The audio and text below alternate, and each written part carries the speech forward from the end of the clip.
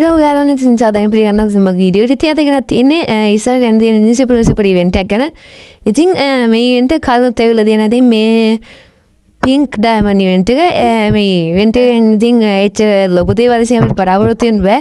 ඔයාලා දැන් වෙන ඉතින් ක්‍රීම් ගන්න ගොඩක් තියෙන එක ඒවා play on VR games එහෙම තියෙනවා 45 බ්ලොක් ක්‍රීම් ගන්න ඉතින් අනිවාර්යෙන් ක්‍රීම් කරලා තියාගන්න ඕනේ.